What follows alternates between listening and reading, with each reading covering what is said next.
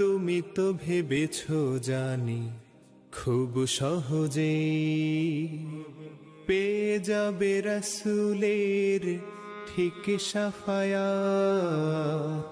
ঈমানের দাবি নিয়ে কাল আখিরায় পেয়ে যাবে সুবিশাল তুমি জান্নাত। আল্লাহ সুবহানাহু ওয়া তাআলা কোরআনে হাকিমের বিভিন্ন জায়গায় আল্লাহর ঈমানদার বান্দাদের মধ্য থেকে বিভিন্ন শ্রেণীর মানুষের কথা উল্লেখ করে আল্লাহ ঘোষণা দিয়েছেন আল্লাহ তাদেরকে ভালোবাসেন। আজ আমরা এমন ৮ সৌভাগ্যবান মানুষের কথা শুনব, যেই সৌভাগ্যবান মানুষগুলোকে আল্লাহ তাআলা ভালোবাসেন বলে কোরআনে জানিয়ে দিয়েছেন, ঘোষণা দিয়ে দিয়েছেন। এবং আমরা প্রতিটি পয়েন্ট যখন শুনবো চেষ্টা করব ওই পয়েন্টটি আমার মধ্যে যেন চলে আসে, আমি যেন সে ৮ শ্রেণীর ৮ প্রকার গুণ যেন আমার মধ্যে চলে আসে, ৮ শ্রেণীর মধ্যে যেন আমি পড়ে যাই, সে চেষ্টা আমরা করব। আল্লাহ তাআলা আমাকে, আপনাকে, আমাদের সবাইকে আল্লাহর প্রিয় পাত্র, আল্লাহর ভালোবাসার বান্দা হওয়ার তৌফিক নসিব করুন। ভাইরা আমার, যেখানে আল্লাহকে ভালোবাসাটাই বিরাট গৌরবের ব্যাপার, সেখানে স্বয়ং আল্লাহ ভালোবাসবেন, কত বিশাল ব্যাপার। আমরা যে ৮ শ্রেণী মানুষের কথা বলবো,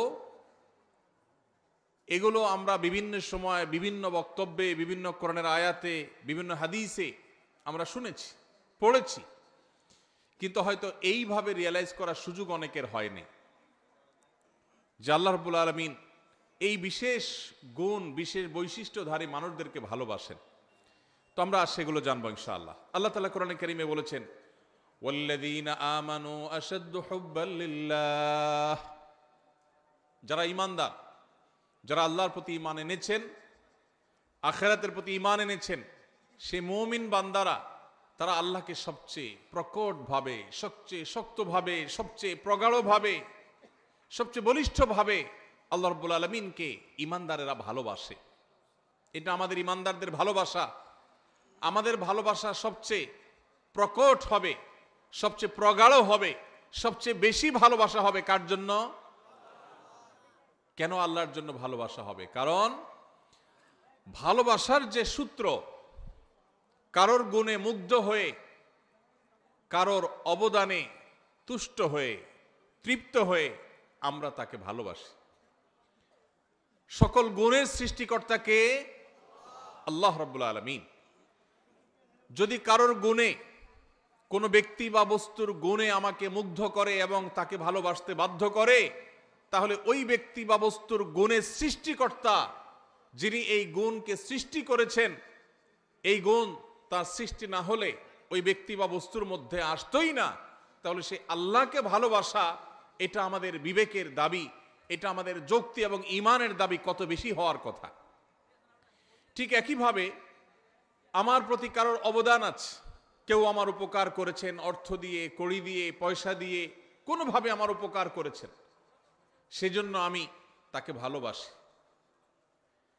যিনি আমার উপকার করেছেন, তিনি নিজে উপকার করার ক্ষমতা সংরক্ষণ করেন না, আল্লাহ তাআলা তাকে উপকার করার ক্ষমতা দিয়েছেন, সামর্থ্য দিয়েছেন, তৌফিক দিয়েছেন, মানসিকতা দিয়েছেন, তাই তিনি করতে পেরেছেন। তাহলে যে আল্লাহর দান না হলে তিনি উপকারটাই করতে পারতেন না, তাহলে আমি কারোর দ্বারাই উপকৃত হয়ে তাকে যদি ভালোবাসি, তাহলে যে আল্লাহর দানে এই উপকারটা আমি পাওয়ার সুযোগ পেয়েছি, তাকে ভালোবাসা আমার ঈমানের কত বেশি দাবি হতে পারে। ভাইরা আমার, অথচ আল্লাহকে ভালোবাসা, এটা সাধারণত আমাদের মধ্যে আমরা সেভাবে অনুভব করি না। এমনকি আমরা অনেকে হয়তো জানিও না যে আল্লাহকেও ভালোবাসা যায়। অনেক মুসলমান আছে যে আল্লাহর প্রতি ঈমান আনি, আখিরাতের প্রতি ঈমান এনেছি, ঈমানের সব পিলারগুলোর উপর ঈমান এনেছি, কিন্তু আমি জানি না যে আমার ভালোবাসার সবচেয়ে বেশি হকদার আল্লাহ, সবচেয়ে বেশি হকদার আল্লাহ। এটা জানা তো দূরের কথা, আল্লাহ রাব্বুল আলামিনকেও যে ভালোবাসা যায় বা ভালোবাসা উচিত, এই সেন্সটুকু পর্যন্ত আমাদের অনেক মুসলমানদের মধ্যে নাই।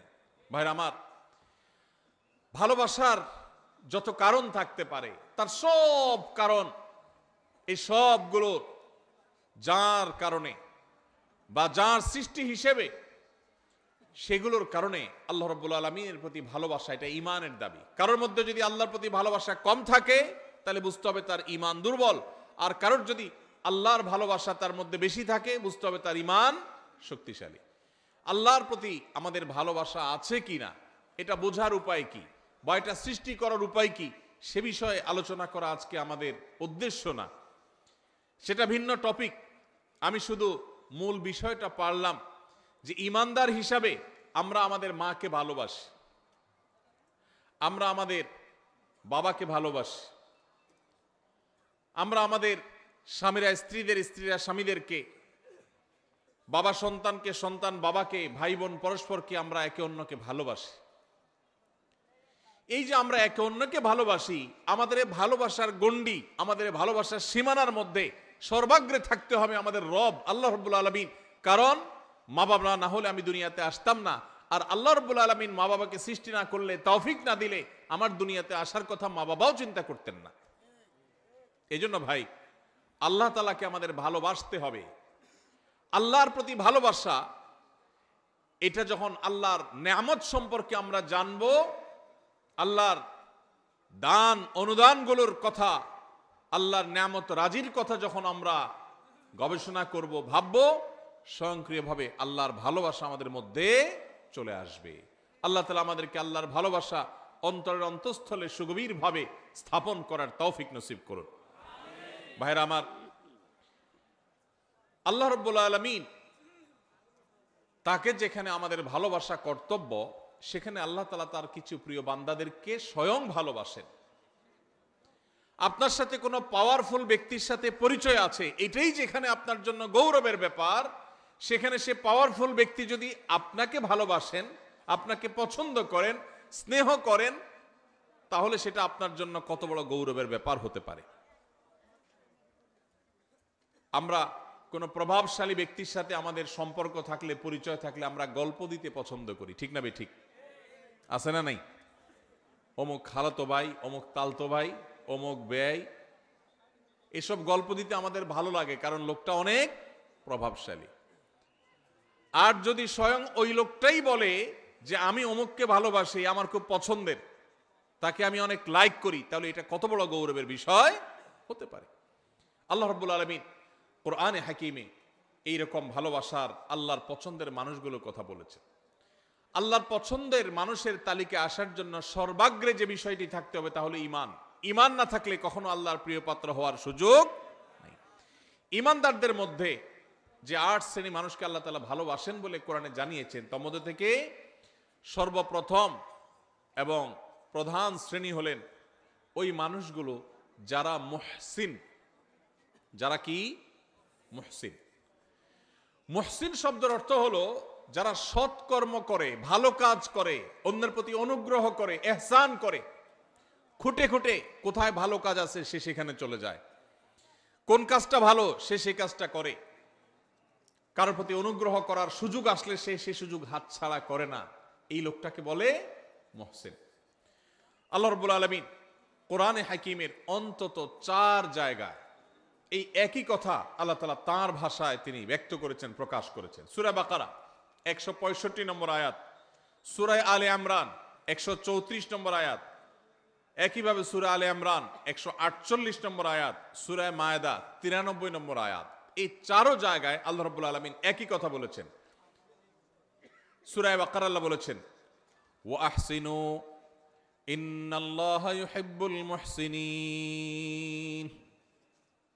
ঈমানদারদেরকে আল্লাহ তাআলা নির্দেশ করে বলছেন, তোমরা ভালো কাজ করো, কারণ ভালো কাজ যারা করে, নেকামল যারা করে, সওয়াবের কাজ যারা করে, এই মানুষগুলোকে আল্লাহ তাআলা ভালোবাসেন। সুবহানাল্লাহ। নেকামলকারীদেরকে আল্লাহ তাআলা ভালোবাসেন। ইহসানকারী, যে অন্যের প্রতি অনুগ্রহ করে, মানুষ তো মানুষ, পশু পাখির প্রতিও ইহসান করে, অনুগ্রহ করে, উপকার করে, মানুষের কল্যাণ পৌঁছায়, মানুষের একটা কাজ করে দেয়, পারলে একজনের সহযোগিতা করে দেয়, এই ইহসানকারী মানুষগুলোকে আল্লাহ তাআলা ভালোবাসেন। এই ভালোবাসার কথা আল্লাহ এক জায়গায় না, অন্তত একই কথা 4 জায়গায় আল্লাহ তাআলা রিপিট করেছেন, ওয়াল্লাহু ইউহিব্বুল মুহসিনিন। আল্লাহ রাব্বুল আলামিন ইহসানকারীদেরকে সৎকর্ম সম্পাদনকারীদেরকে, ভালো কাজ খুঁটে খুঁটে যারা করে সেই মানুষদেরকে, আল্লাহ তাআলার বান্দা, এমনকি আল্লাহর যে কোনো সৃষ্টির প্রতি যারা অনুগ্রহ করে, যাদের মনের মধ্যে মায়া আছে, যারা শক্ত হৃদয়ের না, যারা মানুষের প্রতি অবিচার করে না, জুলুম করে না, পারলে অনুগ্রহ করে, মায়া করে, দয়া করে, ভালোবাসে। মানুষ তো মানুষ, আপন তো আপন, এমনকি শত্রুর প্রতিও সে অবিচার করে না, পারলে অনুগ্রহ করে। এই মানুষগুলোকে আল্লাহ তাআলা ভালোবাসেন। ভাইরা আমার, তাহলে আমরা আল্লাহর ভালোবাসার মানুষগুলোর প্রথম শ্রেণীর সাথে পরিচিত ইতোমধ্যে হয়ে গেলাম। তারা হলো যারা খুঁজে খুঁজে সব নেকামল ভালো কাজগুলো করে, বিশেষ করে আল্লাহর সৃষ্টি একটি একটি করে খুঁজে সবার সাথে অনুগ্রহ করে, মায়া করে, দয়া করে, ইহসান করে। আমরা সেই কাতারে শামিল হওয়ার চেষ্টা করব তো ইনশাআল্লাহ। হে আরশে আজিমের মালিক, আপনি আমাদের সবাইকে মুহসিনদের কাতারে, আপনি যাদেরকে ভালোবাসেন বলে কোরআনে ঘোষণা দিয়েছেন, আল্লাহ আমরা যেন সেই মানুষদের কাতারে শামিল হতে পারি, সেই তৌফিক নসিব করেন।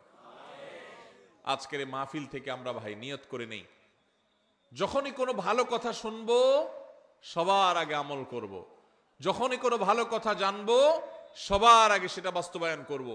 যখনই কারোর প্রতি উপকার করার, ইহসান করার, কারোর কল্যাণ পৌঁছানোর, কারোর সেবা করার, কারোর একটা সহযোগিতা করার সুযোগ পাবো, সবার আগে সেটা আমি ধরবো, হাতছাড়া করব না, চেষ্টা করবো তো ইনশাআল্লাহ।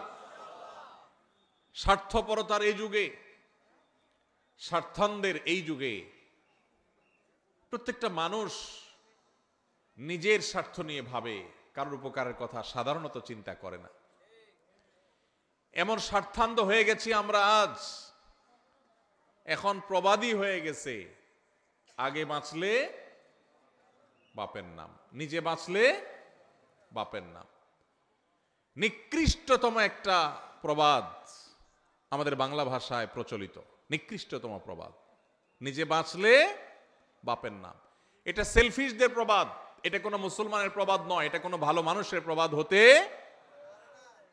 নিজে বাঁচলে অর্থাৎ আমারটা ঠিক থাকলে 16 আনা, তারপরে এবার বাপের চিন্তা করব, অন্যের চিন্তা করব। এটা কি ভালো মানুষের কথা না স্বার্থপরের কথা? আমরা সেই সাহাবীদের রুহানি সন্তান, আমরা সেই নবীর উম্মত, যেই নবী নিজের চিন্তা পরে করতেন, মানুষের চিন্তা আগে করতেন। আমরা কি নিজের চিন্তা আগে করব না মানুষের চিন্তা আগে করব? যে বলে নিজে আগে বাঁচলে বাপের নাম, নিজে বাঁচলে বাপের নাম, তার এই কথার মধ্য দিয়ে সে মূলত তার স্বার্থপরতার কথার বার্তা দিয়েছে, ইঙ্গিত দিয়েছে। একজন মুসলমান তিনি তার জীবন বিপন্ন করে হলেও, তার জীবন বাজি রেখে হলেও আগে তার বাপকে বাঁচানোর চেষ্টা করবে, ঠিক না ঠিক? আপনার জীবন আপনার বাপের জীবন, দুইটার যে কোনো একটা টিকবে আপনি যদি এটা জানেন। আপনি আপনার মা, দুজনের যে কোনো একজন বাঁচতে পারবেন যদি আপনি জানেন। আপনি যদি নিজেরটা বাঁচানোর চিন্তা করেন, মারটার বাঁচানোর চিন্তা না করেন, আপনি কি সুসন্তান না কুসন্তান? তাহলে বোঝা গেল স্বার্থপর এটা কখনো ভালো মানুষের চরিত্র নয়। একজন ভালো মানুষের চরিত্র হলো তিনি কিভাবে অন্যের উপকার করবেন। আল্লাহ রাব্বুল আলামিন কোরআনে কারিমে এই অন্যের প্রতি অনুগ্রহকারী মানুষদের প্রশংসা করেছেন বিভিন্ন জায়গায়। ওয়ায়ুসিরুনা আলা আনফুসিহিম ওয়ালাউ কানা বিহিম খাসাসা। আল্লাহ রাব্বুল আলামিন সাহাবীদের প্রশংসা করে বলেছেন তারা অন্যকে অগ্রাধিকার দেয়, নিজের উপরে অন্যকে অগ্রাধিকার দেয়। নিজের শত কষ্ট, শত প্রয়োজন থাকা সত্ত্বেও আরেক ভাইয়ের প্রয়োজন থাক, আমি নিলাম না, আমার ভাইকে দিলাম। ভাইরা আমার, নামাজি মুসলমান বহু পাবেন, কম হোক বেশি হোক সব এলাকায় পাবেন। রোজাদার মুসলমানও পাবেন। ওয়াজ মাহফিলে এসে ঘন্টাকে ঘন্টা বসে বসে ওয়াজ শোনার মতো মুসলমানও পাবেন। কিন্তু এই মুহসিন মুসলমান ঘরে ঘরে প্রত্যেকটা জায়গায় জায়গায় আপনি খুঁজে পাবেন না। এই জন্য আজকের এই মাহফিল থেকে আমরা মুহসিন মুসলমান হওয়ার প্রতিজ্ঞা করে, নিয়ত করে তারপর যাব ইনশাআল্লাহ। আল্লাহ আপনি আপনার বান্দা আমাদেরকে আপনার মুহসিন বান্দাদের কাতারে শামিল হওয়ার, গণ্য হওয়ার, তাদের অন্তর্ভুক্ত হওয়ার তৌফিক আপনি নসিব করেন। ভাইরা আমার, নিজের চিন্তা যারা শুধু করে, যারা স্বার্থপর হয়, তারা সুখী হয়, আর যারা অন্যের চিন্তা বেশি করে নিজের চাইতে, এরা ডাবল সুখী হয়। কিভাবে ডাবল সুখী? আপনি শুধু নিজের চিন্তা করলে আপনি সুখী হবেন, ঠিক আছে।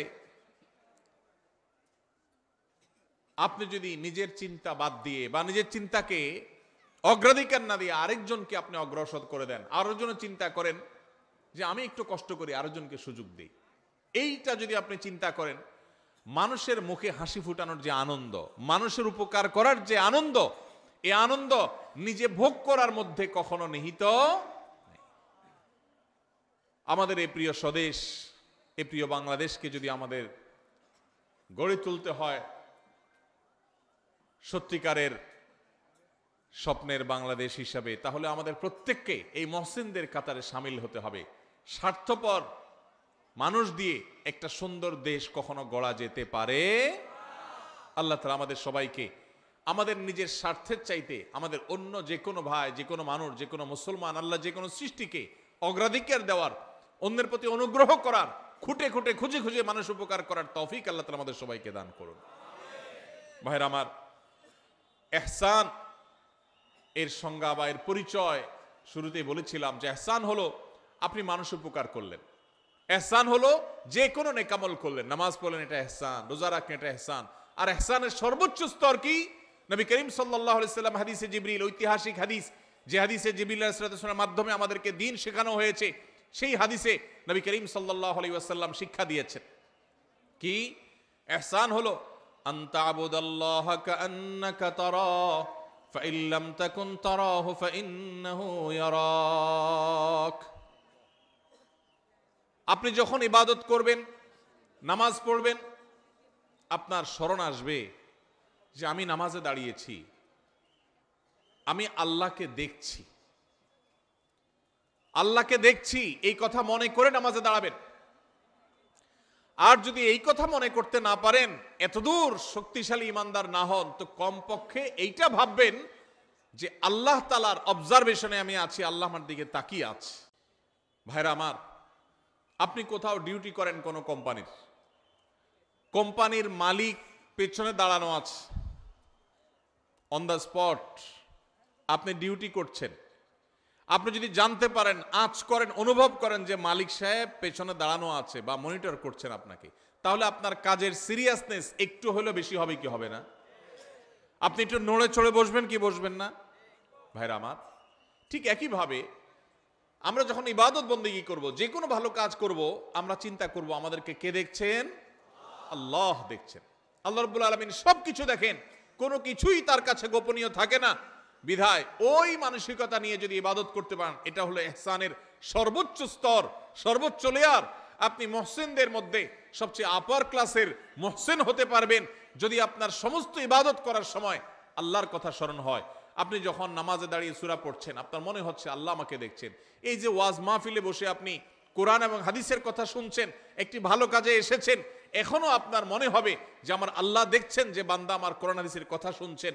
অতএব আমার মনের মধ্যে যেন বাজে চিন্তা না আসে, আমার নিয়তের মধ্যে যেন ভেজাল না ঢুকে, আমি যেন ভুল কিছু না করি। আল্লাহ তাআলা আমাদের সবাইকে এইভাবে আমাদের সমস্ত আমলগুলোকে ইহসানের সর্বোচ্চ স্তর দিয়ে সাজিয়ে মুহসিনদের সবচেয়ে আপার ক্লাসে পৌঁছার তৌফিক নসিব করুন। তাহলে প্রথম প্রকার মানুষ পেয়ে গেলাম যাদেরকে আল্লাহ রাব্বুল আলামিন ভালোবাসেন, তারা হলেন মুহসিন। আল্লাহ রাব্বুল আলামিনের নির্দেশ পালন করতে গিয়ে সকল ভালো কাজে তাদেরকে পাবেন। সব সমাজে এরকম কিছু মানুষ কম হোক বেশি হোক পাবেন, যে খুঁজে খুঁজে দেখবেন যে সব ভালো কাজ করে। মসজিদে সবার আগে, বন্যা হয়েছে ত্রাণ নিয়ে সবার আগে, কেউ বিপদে পড়ছে সবার আগে, রমজানের রোজা সবার আগে, তারাবিতে সবার আগে, যে কোনো ভালো কাজে সবার আগে পাবেন। এরকম মুহসিন মানুষদের মধ্যে আমরা শামিল হতে চাইবো। আল্লাহ আমাদের সবাইকে তৌফিক নসিব করুন। নাম্বার 2, দ্বিতীয় যে শ্রেণীর মানুষকে আল্লাহ তাআলা ভালোবাসেন বলে ঘোষণা দিয়েছেন কোরআনে, এক জায়গায় নয়, একাধিক জায়গায়, অন্তত 3 জায়গায় আল্লাহ তাআলা একই কথার ঘোষণা দিয়েছেন। সেই মানুষগুলো হলেন মুত্তাকিরা। কারা? মুত্তাকিগণ। মুত্তাকিদেরকে আল্লাহ রাব্বুল আলামিন ভালোবাসেন বলে আল্লাহ তাআলা জানিয়ে দিয়েছেন। তাহলে আমরা মুহসিন হওয়ার চেষ্টা করব, আবার একাধারে মুত্তাকি হওয়ার চেষ্টা করব ইনশাআল্লাহ। মুহসিনের পরিচয় তো আমরা জানলাম, মুত্তাকি কাকে বলে ভাই? মুত্তাকি বলা হয় ওই ব্যক্তিকে, যেই ব্যক্তি আল্লাহর ভয়ের চেতনা, আল্লাহর সামনে তাকে দাঁড়াতে হবে, দুনিয়ার এই জীবন এক সময় শেষ হবে, এই সংসার এক সময় ভাঙবে এবং তাকে আল্লাহর সামনে যেতে হবে, দাঁড়াতে হবে, ওই কথা চিন্তা করে আল্লাহর সব আদেশগুলো মেনে চলে, নিষেধগুলো থেকে বেঁচে থাকে। কেন? একটা সুপ্ত চেতনার ভিত্তিতে। সেই চেতনার নাম হলো তাকওয়ার চেতনা, আল্লাহ ভীতির চেতনা। এই চেতনা তাকে পরিচালিত করে। সে একটা মন্দ কাজ করার সুযোগ পায়, কিন্তু সে করে না। কেন? তার অন্তরে সুপ্ত সেই তাকওয়ার চেতনা তাকে বাধা দেয় যে আল্লাহ না দেখছেন, আল্লাহ না নিষেধ করেছেন, এই কাজ করলে না আল্লাহ জাহান্নামে শাস্তি দিবেন, এই ভয়ে সে কাজ করে না। এর নাম তাকওয়া। যেই চেতনা, যেই শক্তি, যেই সুপ্ত ঈমানের নূর মানুষকে ফজরের সময় কনকনে শীতের দিনে মসজিদে নিয়ে যায়, যেই সুপ্ত চেতনা সুদ এবং ঘুষের কারবার, দুর্নীতি, অপশাসন করার ক্ষমতা থাকা সত্ত্বেও আল্লাহর ভয়ে আল্লাহর সামনে দাঁড়াতে হবে, সেই ভয়ে সেই কথা চিন্তা করে সেই অন্যায় কাজ থেকে বিরত রাখে, ওই চেতনার নাম হলো তাকওয়া। আর ওই চেতনা যার বক্ষে আছে, যার অন্তরে আছে, তার নাম হলো মুত্তাকি। তার নাম হলো কি ভাই? মুত্তাকি। নবী করিম সাল্লাল্লাহু আলাইহি সাল্লামের একজন আদরের সাহাবী অত্যন্ত চমৎকার ভাবে তাকওয়া এবং মুত্তাকির পরিচয় দিয়েছেন। সেটা হলো, একজন মানুষ একটা জায়গায় আছেন, তিনি আরেকটা জায়গায় যাবেন। এই জায়গায় যেতে গিয়ে মাঝখানে একটা জায়গা পড়বে, এখানে সব কাঁটাওয়ালা গাছ, যে গাছের কাঁটা নিচে পড়ে পড়ে পড়ে ভরে গেছে। এই লোকটা যখন এই জায়গাটা পার হবে, ওই কাঁটাওয়ালা জায়গাটা পার হওয়ার সময়, যেহেতু কণ্টকাকীর্ণ জায়গা, চতুর্পাশে কাঁটা আর কাঁটা, তখন এই লোকটা পার হওয়ার সময় খুব সতর্কতার সাথে পার হবে। পা ফেলার সময় যেখানে কাঁটা নাই দেখে ওখানে পা দিবে, আবার কোথায় কাঁটা নাই ওখানে আরেক কদম দিবে, এভাবে সে আগাবে। এত কিছুর পরও যদি কখনো তার পায়ে কাঁটা লেগে যায়, দ্রুততার সাথে সেটা বের করে সামনে আরো বেশি সতর্ক হয়ে সে হাঁটবে। ঠিক একইভাবে দুনিয়াতে আমরা এসেছি, আল্লাহ তাআলা আমাদেরকে এখান থেকে পার করে এই জীবনকে আল্লাহর কাছে নিয়ে যাবেন, আখিরাতে আমরা যাব। এখানে বহু কাঁটা বিছানো আছে ভাই, হারামের কাঁটা, অশ্লীলতার কাঁটা, অন্যায়ের কাঁটা, দুর্নীতির কাঁটা, চুরির কাঁটা, ডাকাতির কাঁটা, মিথ্যা কথা বলার কাঁটা, হাজারো হারাম কাঁটা এখানে বিছানো আছে। ঈমানদার এই কাঁটাগুলো থেকে বাছাই করে করে তিনি পা ফেলবেন। যেখানে মিথ্যা নাই সেখানে আছেন, যেখানে চুরি নাই সেখানে আছেন, যেখানে ডাকাতি নাই সেখানে আছেন, এভাবে করে করে তিনি জীবন পার করবেন। এরপরেও যদি কখনো তার গুনাহ হয়ে যায়, কাঁটা পড়ে যায়, তখন সে কাঁটা ফেলে তওবা করে আবার নতুন করে আরো বেশি সংকল্প করে শক্তিশালী তওবা করে সে সামনে হাঁটবে। এই যে চেতনা, এই যে গুনাহ থেকে বাঁচার চেষ্টা, এটার নাম হলো তাকওয়া। আর এই যে চেষ্টা যারা করে তাদের নাম কি? মুত্তাকি। আল্লাহ রাব্বুল আলামিন কোরআনে কারীমের সূরা তওবার 7 নম্বর আয়াতে তিনি ঘোষণা দিয়েছেন, ইন্নাল্লাহা ইউহিব্বুল মুত্তাকিন। আল্লাহ রাব্বুল আলামিন মুত্তাকিদেরকে ভালোবাসেন, মুত্তাকিদেরকে আল্লাহ তাআলা পছন্দ করেন, যারা হারাম থেকে বাঁচার জন্য এইরকম চেষ্টা করে। ঠিক একইভাবে আল্লাহ তাআলা সূরা আলে ইমরানের 76 নম্বর আয়াতে একই কথা বলেছেন, ফাইন্নাল্লাহা ইউহিব্বুল মুত্তাকিন। আল্লাহ রাব্বুল আলামিন মুত্তাকিদেরকে ভালোবাসেন। ভাইরা আমার, এই একই নির্দেশ আল্লাহ রাব্বুল আলামিন একই কথা একাধিক জায়গায় বলেছেন যে তিনি মুত্তাকিদেরকে ভালোবাসেন। তাহলে আমাদের সমাজে আপনি ডানে বামে খোঁজ করলে দেখবেন কিছু লোক আছে আপনার মসজিদে নামাজ পড়ে, আপনার এলাকায় বসবাস করে, হারামের ধারে কাছে নাই, হারাম দেখলে সে সেখান থেকে চলে যায়, আছে না নাই? যারা যুবক আছেন, কিছু কিছু বন্ধু বান্ধব আছে, দেখবেন যে বন্ধুরা সবাই মিলে কোনো অপকর্ম করবে, সেখানে হয়তো দুই একজন বন্ধু বলে, না দোস্ত আমি এখানে যাব না, আমি এই কাজ করব না, সে সেখানে যাইতে চায় না, আছে না নাই? এটাকে বলা হয় মুত্তাকি। যাদের সুপ্ত চেতনা তাদেরকে আল্লাহর ভয়ে অন্যায় থেকে বিরত রাখে, তার সুযোগ আছে, শক্তি আছে, সামর্থ্য আছে, পার্থিব কোনো কারণে নয়, শুধু আল্লাহ ভীতির চেতনার কারণে সে হারাম থেকে বেঁচে থাকার জন্য সংগ্রাম করে, এই লোকটাকে বলা হয় মুত্তাকি। এই লোকটাকে কোনো সিসি ক্যামেরা দ্বারা মনিটরিং করতে হয় না, তার বক্ষে অবস্থিত তাকওয়ার চেতনাই তাকে মনিটর করে, তাকে পাহারাদারি করে। আল্লাহ রাব্বুল আলামিন আমাদের সবাইকে মুত্তাকিদের কাতারে শামিল হওয়ার তৌফিক নসিব করুন। সবাই মুত্তাকি হওয়ার জন্য চেষ্টা করব তো ইনশাআল্লাহ। ভাইরা আমার, কোরআনে কারীমে আল্লাহ রাব্বুল আলামিন একাধিক জায়গায় বলেছেন ওয়াল আকিবাতু লিত্তাকওয়া। ভাইরে, দুনিয়াতে যার নোট আছে তার পাওয়ার আছে, তার লোক আছে। যার ভোট আছে তারও পাওয়ার আছে, লোক আছে। দুনিয়াতে বহু পাওয়ার নিয়ে মানুষ চলে, গাড়ি বাড়ি আছে। বস্তুবাদের এই পৃথিবী আমাদেরকে এই বার্তা দিয়েছে যে গাড়ি বাড়ি আছে, টাকা পয়সা আছে, সব দিক থেকে আমি উন্নত, তাহলে সেক্ষেত্রে আমি ভালো থাকব, শেষ হাসি আমার হবে বা ভালো আমি থাকব। আল্লাহ কোরআনে বলেছেন ওয়াল আকিবাতু লিত্তাকওয়া। সাময়িকভাবে ভালো কেউ টাকা পয়সা থাকার কারণে থাকতে পারে, কেউ পাওয়ার কারণে থাকতে পারে, কেউ পদের কারণে থাকতে পারে, কেউ নাম যশ খ্যাতির কারণে সামান্য সীমিত সময়ে ভালো থাকতে পারে। তবে মনে রাখবে, আসল ভালো থাকা, চূড়ান্ত ভালো থাকা, অনন্তকালের জন্য ভালো থাকা, সেই ভালো থাকা শুধুমাত্র আল্লাহ রাব্বুল আলামিন রিজার্ভ করে রেখেছেন তাকওয়ার জন্য, তাকওয়াধারী মানুষদের জন্য, মুত্তাকিদের জন্য।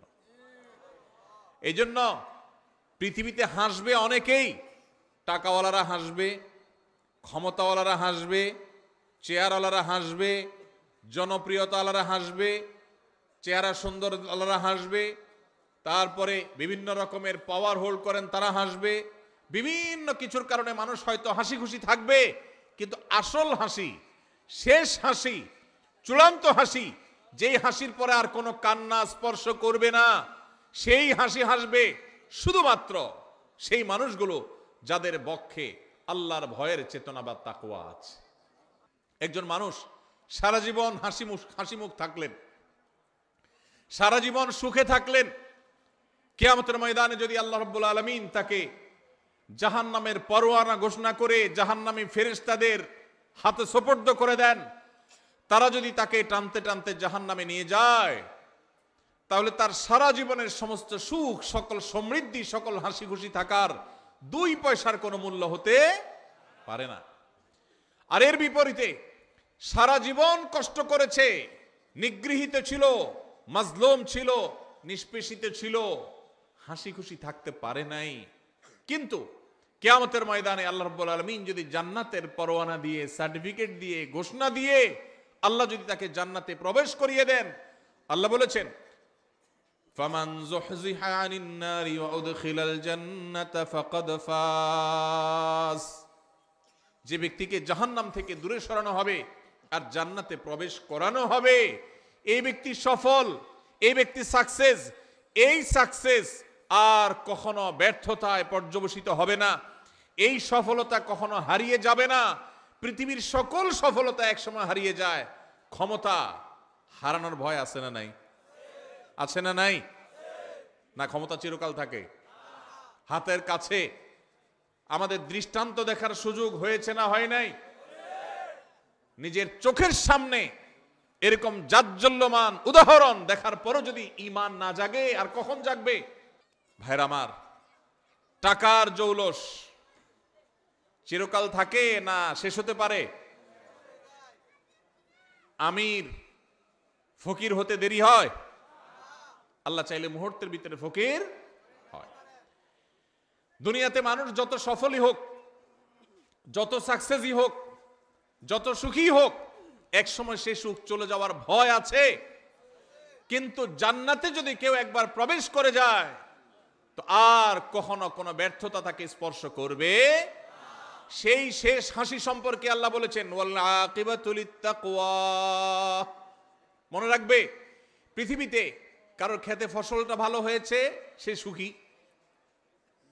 কেউ কোনো পাওয়ার পেয়েছে, সে সুখী। কারোর অর্থকড়ি করতে পেরেছে, সে সুখী। কারোর ব্যবসা ভালো করেছে, সে সুখী। ভালো কথা, কিন্তু এই সুখগুলোর কোনোটাই স্থায়ী সুখ নয়, এগুলা ক্ষণস্থায়ী। এগুলো এক সময় হারিয়ে যায়, শেষ হয়ে যায়, আকাশ থেকে পাতালে নেমে যায়। কিন্তু যদি কেউ তাকওয়া অন্তরে ধারণ করে, এই দুনিয়াতে সুখে থাকুক আর দুঃখে থাকুক, শেষ হাসি চূড়ান্ত খুশি আল্লাহ তাআলা তাকেই দিবে। আল্লাহ তাআলা আমাদের সবাইকে সে মুত্তাকিদের কাতারে শামিল হওয়ার তৌফিক নসিব করুন, বলুন আমিন। ভাইরা আমার, তাহলে মুত্তাকি হওয়ার চেষ্টা করতে হবে। মুত্তাকি হওয়ার জন্য কি করব আমরা? মুত্তাকি হওয়ার জন্য বেশি কিছু না ভাই, সকল হারাম থেকে বেঁচে থাকতে হবে, সকল অন্যায় থেকে বেঁচে থাকতে হবে, সকল গুনাহ থেকে বেঁচে থাকতে হবে, আল্লাহর সমস্ত আদেশ নিষেধ মেনে চলতে হবে। চেষ্টা করব তো আমরা ইনশাআল্লাহ। আল্লাহ তাআলা আমাদের সবাইকে আল্লাহর সমস্ত আদেশ নিষেধগুলো মেনে চলার তৌফিক নসিব করুন। আল্লাহ আল্লাহ আপনি আমাদেরকে মুত্তাকিদের কাতারে শামিল করে দিন। আল্লাহ আপনি আমাদের অন্তরে তাকওয়া ঢেলে দিন। আল্লাহ তাকওয়া আমাদের অন্তরে স্থির করে দিন। আমাদেরকে যেন আপনার তাকওয়ার শক্তি যেন পরিচালিত করে, তাকওয়ার প্রভাবে যেন আমরা প্রভাবিত হই, আমরা যেন মুত্তাকিদের ইমাম হতে পারি। আল্লাহর কাছে দোয়া করব তো ইনশাআল্লাহ। তাহলে দ্বিতীয় শ্রেণীর মানুষ পাইলাম। আপনার সমাজে আপনার আশেপাশে যদি দেখেন এমন মানুষ, আল্লাহর ভয়ে তারা হারামের কাছে যায় না, আল্লাহর ভয়ে তারা হালাল ছাড়ে না, ফরজ কাম ছাড়ে না, ওয়াজিব কাম ছাড়ে না, এইরকম মানুষ যদি খুঁজে পান তাহলে বুঝে নিবেন এই লোকটা সেই মানুষ যাকে আল্লাহ ভালোবাসেন, এবং আপনিও চেষ্টা করবেন সেই কাতারে যাওয়ার। আল্লাহ আমাকে তৌফিক দান করুক। আমি আপনাদের কাছে দোয়া চাই, আল্লাহ যেন শুধু নামকা ওয়াস্তে মুসলমান না রাখেন। আমরা সবাই নিজেকে মুসলমান দাবি করি, সোকল বা নামকা ওয়াস্তে মুসলমান হয়তো আমরা সবাই আছি কম বেশি, কিন্তু মুত্তাকি মুসলমান খুব বেশি নাই ভাই। হারামও করে আবার মুসলমান, এই লোক মুত্তাকি না। মুত্তাকি সে যে আল্লাহ নিষেধ করেছেন এটা জানার পর সকল লোভ থাকা সত্ত্বেও, সকল আকর্ষণ থাকা সত্ত্বেও সে সেখান থেকে নিজেকে বিরত রাখে। কোন যুবক কোন মেয়ের সাথে হারাম রিলেশন, হারাম সম্পর্ক এটা সে করে না আল্লাহর ভয়ে, এর নাম তাকওয়া। মাদকের ব্যবসা করে লাল হওয়ার সুযোগ আছে কিন্তু করে না আল্লাহর ভয়ে, এর নাম তাকওয়া। ফজরের সময় আরামের ঘুম ঘুমানো যায়, কিন্তু আরামের ঘুম ছেড়ে কনকনে শীতের মধ্যে ওযু করে ঠান্ডা পানি দিয়ে নামাজ পড়তে যায়, এর নাম তাকওয়া। আল্লাহ আমাদের সবাইকে সেই তাকওয়া আমাদের অন্তরে ধারণ করার তৌফিক নসিব করুন। তাহলে আল্লাহ যাদেরকে ভালোবাসেন তাদের মধ্যে দ্বিতীয় প্রকার হলেন মুত্তাকিরা। নাম্বার 3, তৃতীয় প্রকার মানুষ যাদেরকে আল্লাহ ভালোবাসেন তারা হলেন সেই মানুষেরা যাদের মধ্যে ন্যায় বিচার আছে, যারা ইনসাফ করে, যারা মানুষের প্রতি অবিচার করে না, যারা ন্যায়নিষ্ঠ আচরণ করে, অন্যায় অবিচার করে না। কোরআনে কারিমে যে 2-3টি নির্দেশ সবচেয়ে বেশি সংখ্যক বার আল্লাহ তাআলা দিয়েছেন, বারবার দিয়েছেন, বিভিন্ন জায়গায় দিয়েছেন, সেই কয়েকটা নির্দেশের মধ্য থেকে একটা হলো এই নির্দেশটা যেন একজন মানুষ তিনি যেন ইনসাফ করে চলেন, তার জীবনে যেন ন্যায় বিচার থাকে, তার মধ্যে যেন জুলুমের মানসিকতা না থাকে, অবিচার করার মানসিকতা যেন না থাকে। আপনারা হয়তো অনেকে বলবেন এটা আবার আমাদের সাথে খুব বেশি প্রাসঙ্গিক কিভাবে? যারা জাজ, যারা বিচারপতি, তারা তাদের ওই চেয়ারে বসে তারা ন্যায় বিচার করবেন কি করবেন না, বা যারা যখন শাসনভার যাদের দায়িত্বে থাকে, কাঁধে থাকে, ক্ষমতায় থাকে, তারা ন্যায় বিচার করবেন কি করবেন না এই প্রশ্ন আসতে পারে। আমরা সাধারণ মানুষ, আমাদের ন্যায় বিচার প্রশ্ন কোত্থেকে? অনেকে হয়তো এটা মনে করবেন। ভাইরা আমার, আমাদের প্রত্যেকটা মানুষের জীবনে ন্যায় বিচার করার প্রসঙ্গ আসে কিভাবে? আপনি যদি আপনার জীবনে কখনো একটা নির্দোষ মানুষকে দোষী বলেন, লোকটার আসলে কোনো দোষ নাই, কেউ একজন ফেসবুকে তার নামে একটা বদনাম উঠায় দিছে, আপনিও সেটা শেয়ার করে তার বদনামি করছেন, তাহলে এটা কি তার প্রতি সুবিচার হলো না অবিচার হলো? এই অবিচারটা আমাদের দ্বারা হয় কি হয় না? হয়। ঠিক একইভাবে আমাদের আশেপাশে অসংখ্যবার সকাল থেকে রাত পর্যন্ত আমরা দেখা যায় আমরা অবিচার করি, আমরা টেরও পাই না। আল্লাহ রাব্বুল আলামিন আমাদেরকে বারবার করে বলেছেন ঈমানদার কখনো অবিচারকারী হতে পারে না, ঈমানদার কখনো ন্যায় ভ্রষ্ট কাজ করতে পারে না, ঈমানদারকে ন্যায়সঙ্গত আচরণ করতে হয়, কখনো ন্যায় থেকে সে সরতে পারে না। আপনি দোকানদার মানুষ, আপনি মুদি দোকানদারি করেন, কাস্টমারকে দেশি মসুর ডাল দেওয়ার কথা বলে সাথে ইন্ডিয়ান মশারি মিশিয়ে দিলেন, এটা কি তার প্রতি সুবিচার করলেন না অবিচার করলেন?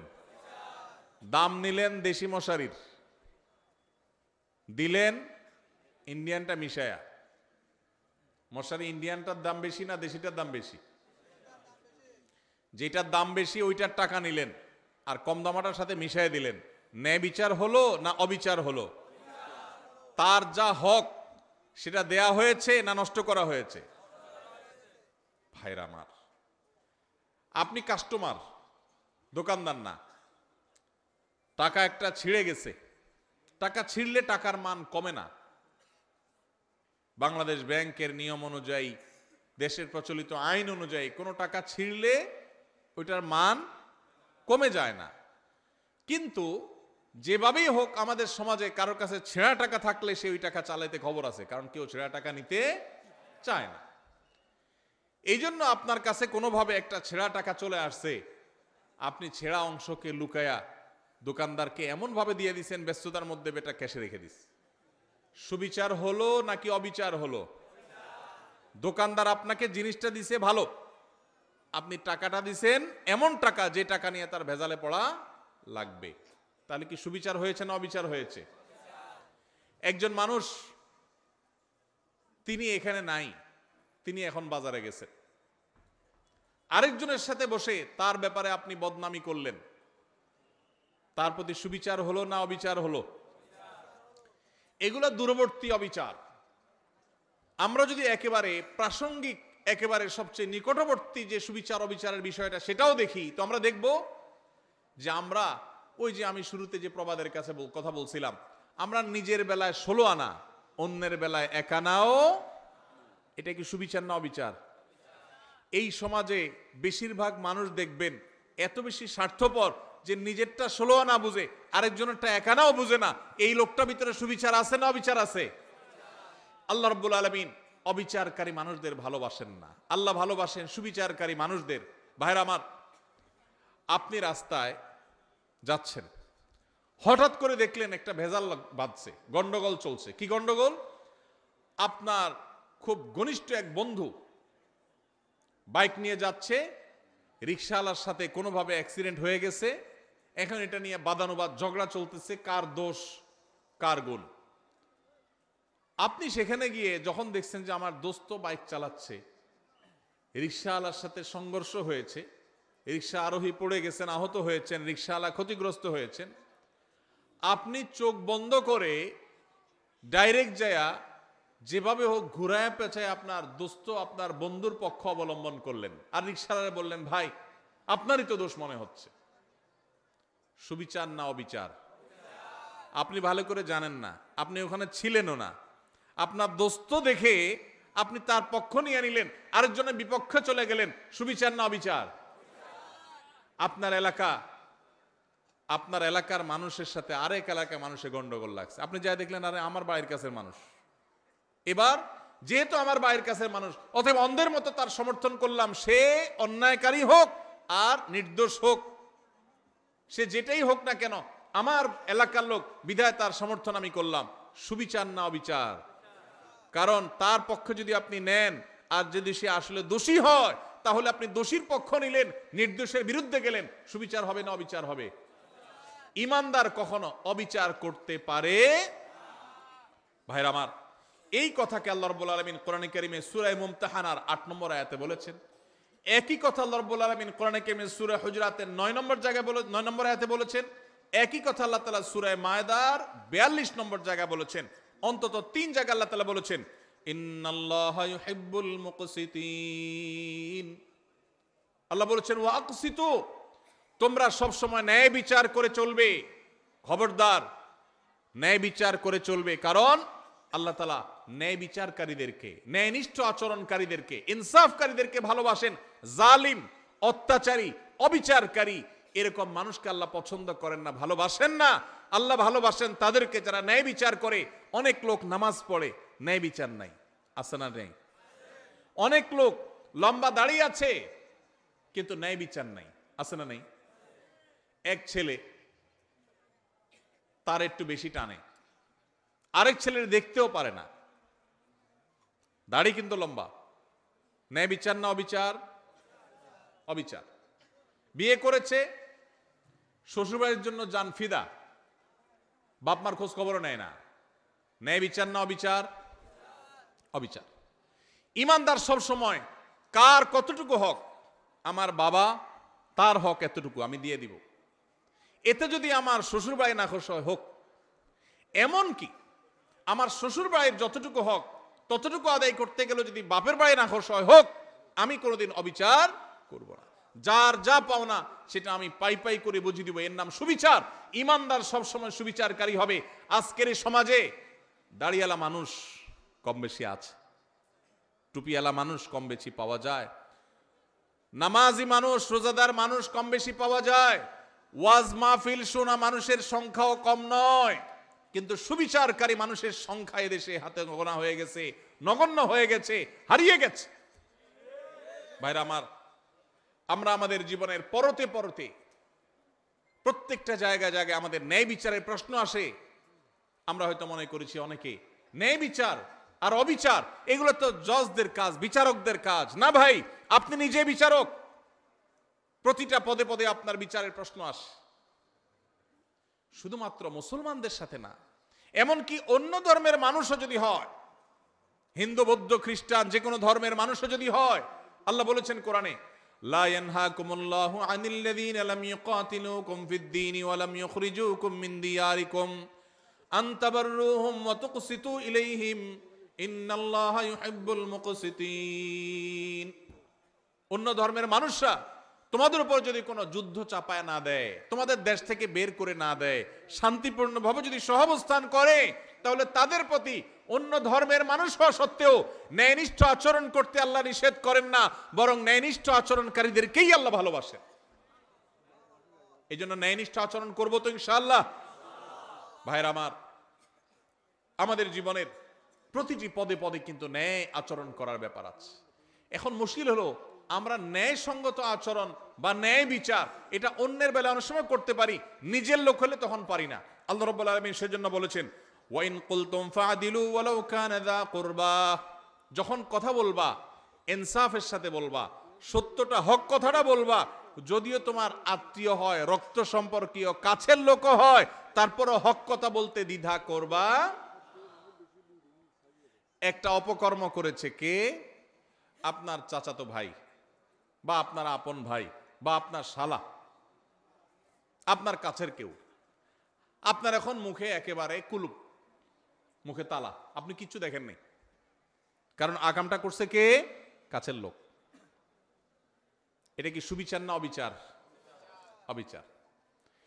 আমার বাবাও যদি অন্যায় করেন, আর যদি এখানে আমার সাক্ষ্য দেওয়ার প্রশ্ন আসে, একজন মুকসিত যাকে আল্লাহ ভালোবাসেন, সেই সৌভাগ্যবান মানুষ, সেই ইমানদার, তিনি তার বাবার বিরুদ্ধে সাক্ষ্য দিবেন, তারপরেও তিনি অবিচার করবেন না।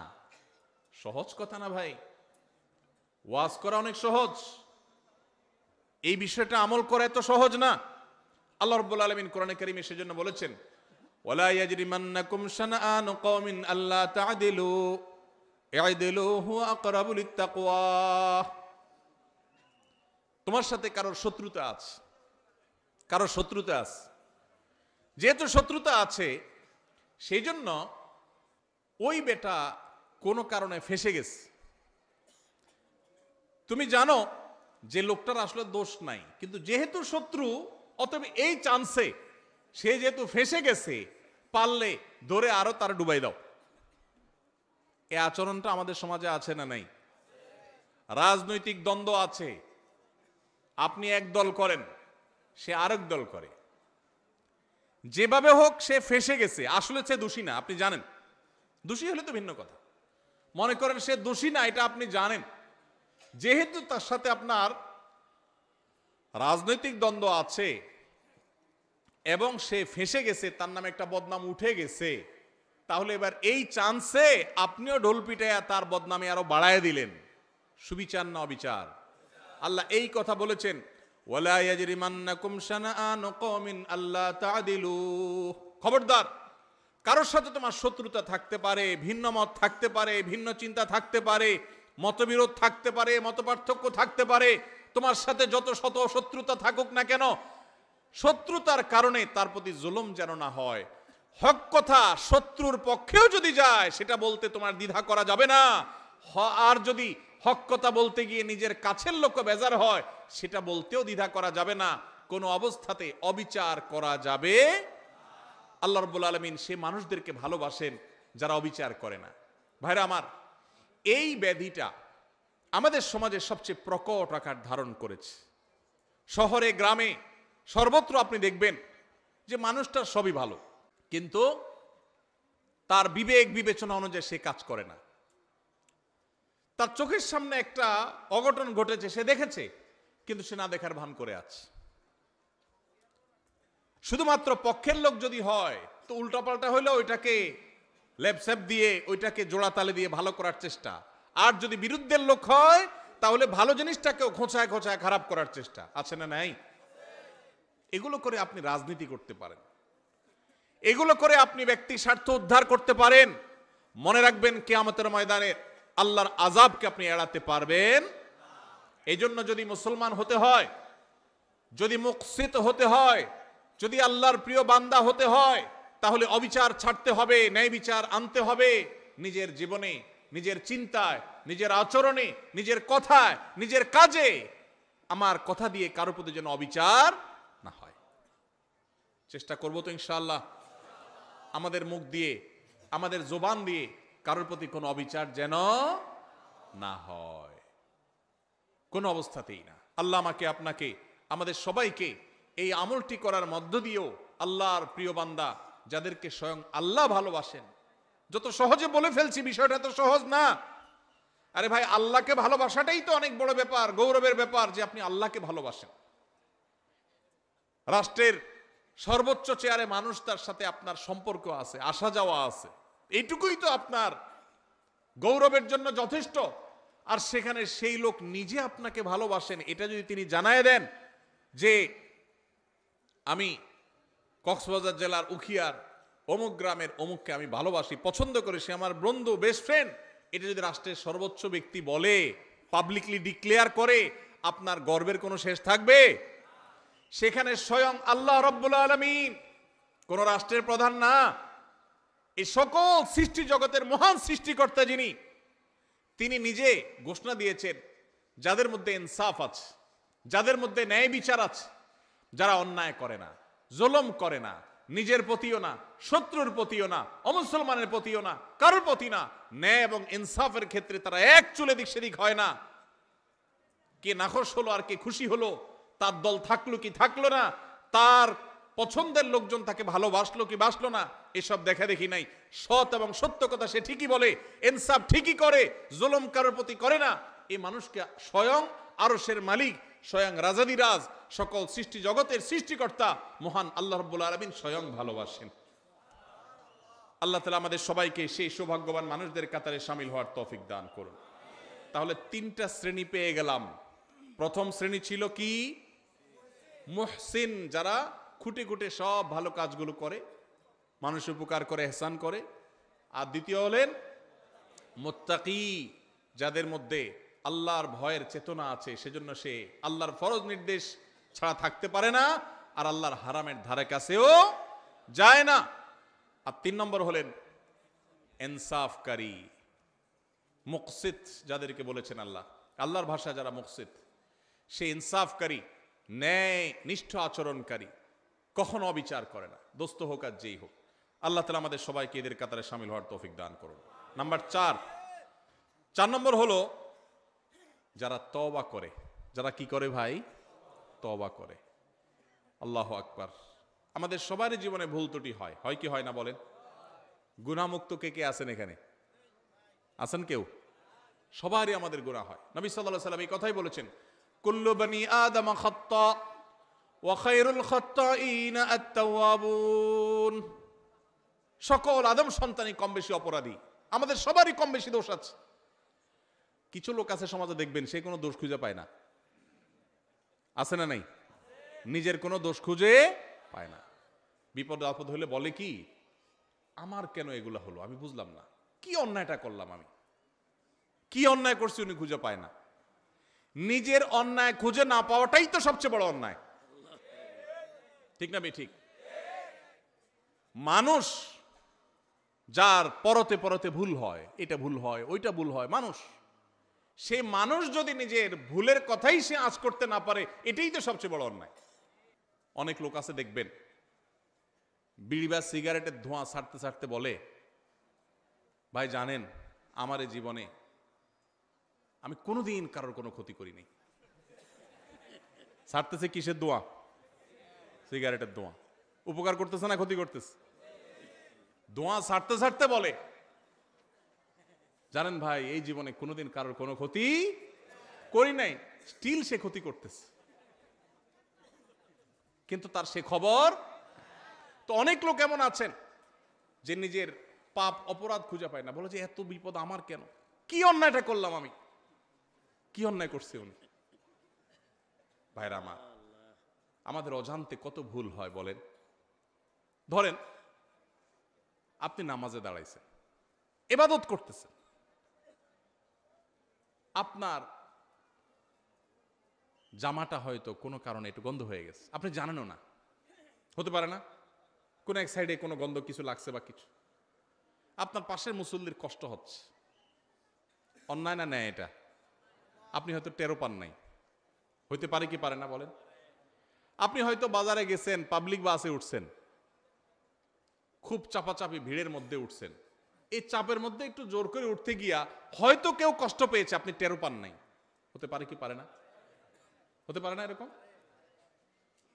আপনি হাঁটছেন, আপনার পায়ের নিচে হয়তো পিপিলিকা পড়ে মারা গেছে। পিপিলিকা আপনাকে কষ্ট দিলে নিধন করা জায়েজ আছে, তাকে মারা না জায়েজ না, কিন্তু কোনো প্রয়োজন ছাড়া, কোনো কারণ ছাড়া আল্লাহর কোনো প্রাণীকে অহেতুক হত্যা করা, এটা আপনার জন্য ইসলাম আপনি সেটা করতে বলে নাই।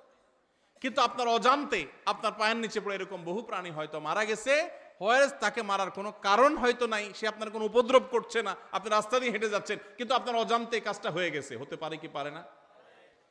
এরকম অন্তত কয়েক হাজার দৃষ্টান্ত এখানে বসে দেওয়া যাবে, খুঁটে খুঁটে বের করা যাবে, বড় তালিকা করা যাবে, যে আমাদের অজান্তেও আমাদের অনেক ভুল হয়। তাহলে কোনো মানুষ যদি বলে আমি আবার কি ভুল করলাম, আমার অন্যায়টা কি হলো, আমি অন্যায়টা কি করলাম, তাহলে এটাই হলো তার সবচাইতে বড় অন্যায়। আমার অপরাধটা কি, এই কথা যে বলে সে সবচেয়ে বড় অপরাধী।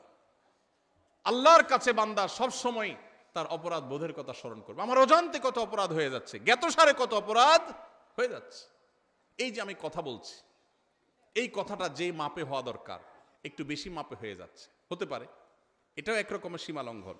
আপনি আপনার বাবার সামনে মায়ের সামনে কথা বলছেন, বাবা মা নিজস্ব লোক, ঘরের লোক, সবচেয়ে আপন মানুষ, একটু জোরে বলে ফেলছেন, অন্যায় হয়ে যেতে পারে, তাদের মনে কষ্ট হতে পারে, তারা এটাকে মাইন্ডে নিতে পারেন, তাহলে এটা একটা অপরাধ হতে পারে, অথচ আপনার খবরই নেই যে আপনি অন্যায় করেছেন।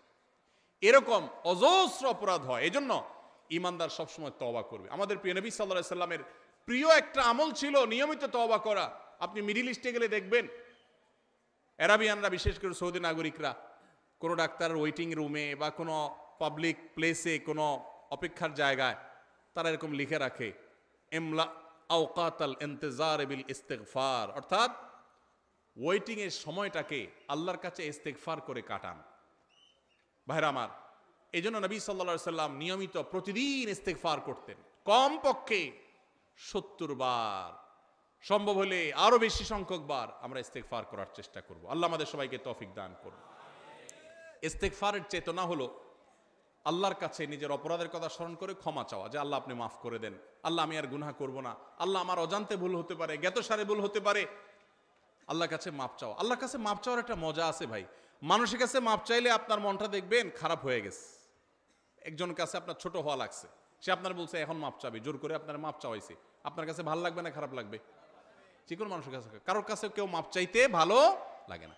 কিন্তু আপনি আল্লাহর কাছে একটু মাপ চেয়ে দেখেন, চোখের পানি ফেলে, আল্লাহ আমার ভুল হয়েছে, আপনি মাফ করে দেন, আল্লাহ আপনি আমাকে মাগফিরাত নসিব করেন।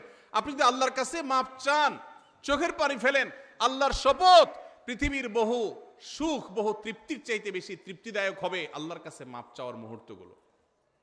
সালহাতু সাঙ্গেবুদি দিল খারাস আজমুদে এক জামানা খাকেবাস। পাথর হয়ে তো বহুকাল ছিলে ভাই, একটু আল্লাহর কাছে চোখের পানি ফেলে একটু দোয়া করে কেঁদে কেটে দেখো, আল্লাহ আপনি আমাকে মাফ করে দেন, আল্লাহ কত ভুল করেছি আপনি ক্ষমা করে দেন। এই ক্ষমা চাওয়ার মধ্যে যে তৃপ্তি আছে, পৃথিবীর বহু ভোগের মধ্যে সেই তৃপ্তি নাই। এই জন্য আল্লাহ ভালোবাসেন সেই মানুষগুলোকে যারা তওবা করে। তওবা কি? তওবা হলো রুট চেঞ্জ। রাস্তা পরিবর্তন। আপনি যাচ্ছেন জাহান্নামের দিকে, আপনি সেটা চেঞ্জ করে জান্নাতের রুটে উঠে গেলেন।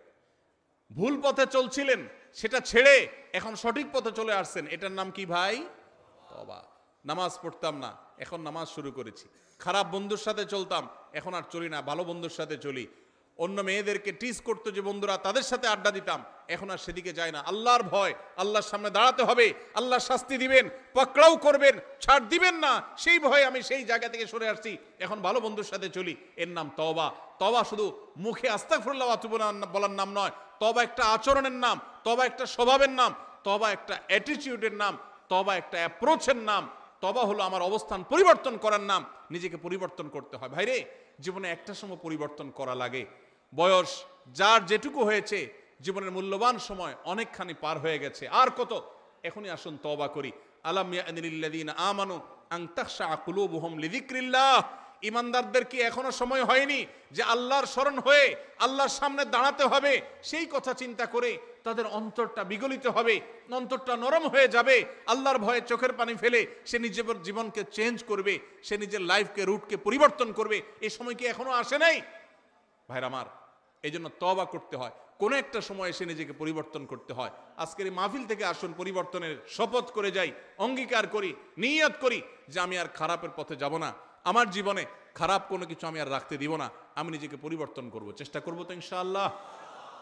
যদি এটা করতে পারেন, অটোমেটিক আল্লাহর ভালোবাসা পেয়ে যাবেন, অটোমেটিক আল্লাহর ভালোবাসা পাবেন।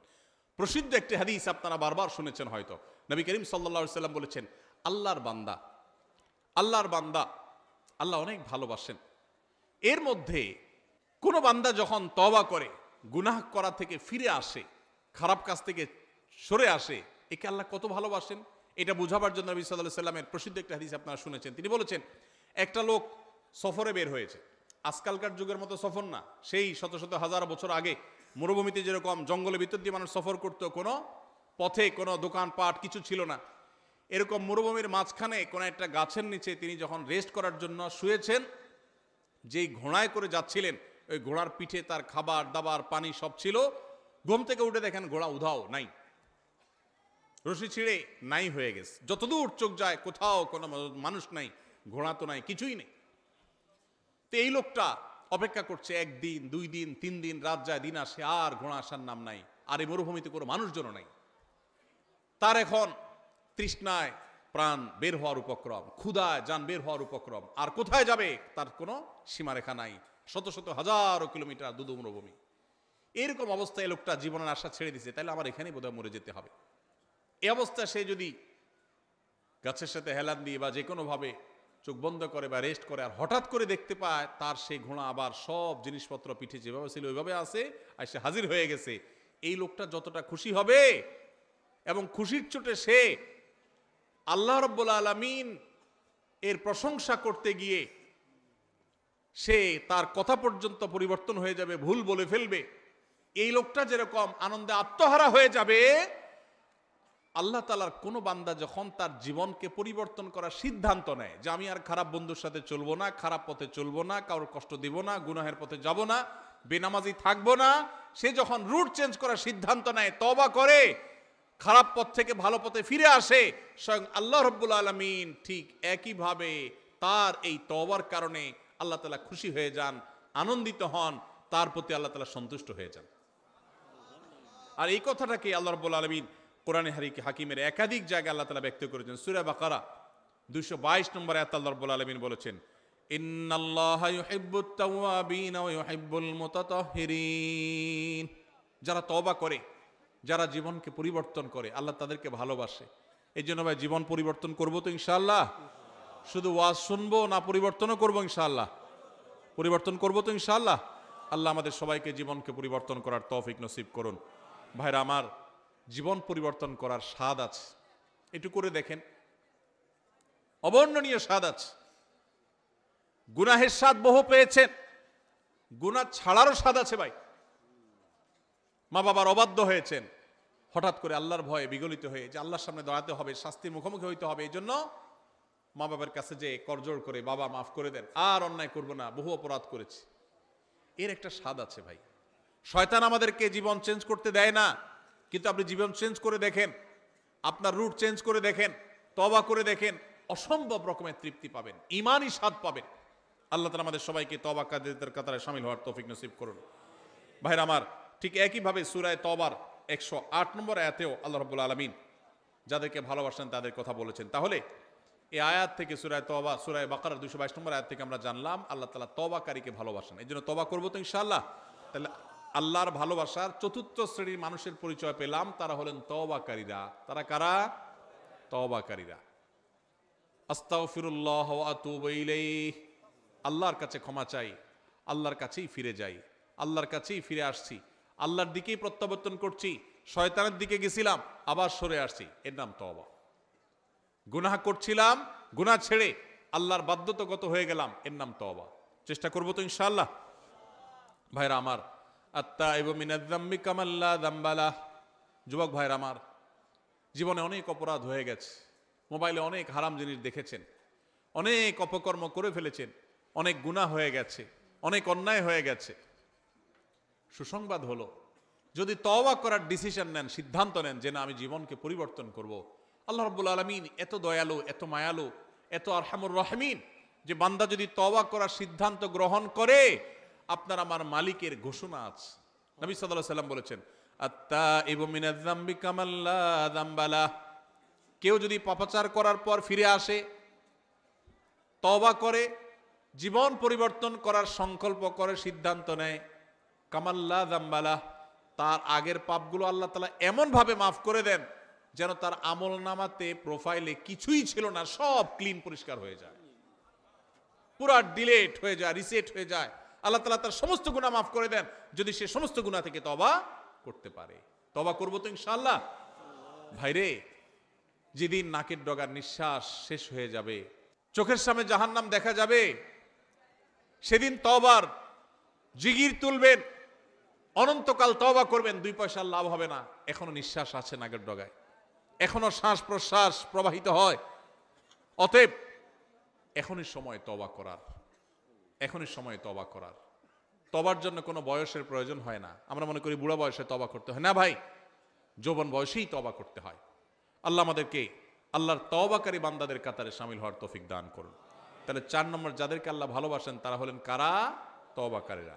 নাম্বার 5, উত্তম রূপে পবিত্রতা অর্জনকারী। এদেরকে আল্লাহ তাআলা ভালোবাসেন, যারা খুব ভালোভাবে পবিত্রতা অর্জন করে। ভালোভাবে পবিত্রতা অর্জন করা বলতে, আপনি যখন অজু করবেন, অজুটা সুন্দর করে করবেন। অজু সুন্দর করে করার মানে এই না যে পানি 3 বালতি খরচ করা।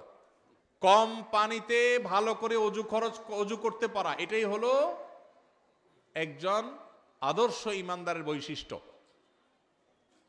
আমাদের সমাজে দেখবেন আমরা টেপে অজু করি, তো কত পানি আমাদের খরচ হয় আমরা জানিও না। বড় একটা বালতি রেখে টেপে অজু করে একদিন, এরপর তাকায় দেখবেন হয় বালতি ফুল হয়ে গেছে না ফুল হওয়ার কাছাকাছি হয়ে গেছে, এত পানি লেগেছে। অথচ আমাদের প্রিয় নবী সাল্লাল্লাহু আলাইহি সাল্লাম অজু করতেন 1 গ্লাস পানি দিয়ে, সামান্য একটু পানি দিয়ে তার অজু কমপ্লিট হয়ে যেত। আর আমাদের অজু করতে 1 বালতি পানি যায়। এই যে যারা মনে করেন যে আমি কি এমন অপরাধ করলাম, আপনার লাগবে 1 গ্লাস, আপনি লাগাইছেন 1 বালতি, অপরাধ না? অপরাধ না? অপচয় হলো কি হলো না? খবরও নেই। আধুনিক বিশ্বে আমাদের অজান্তে এরকম হাজারো অপরাধ হচ্ছে, করছি ইবাদত, অজু হচ্ছে অপচয়ের গুনাহ। জবাবদিহিতা আছে।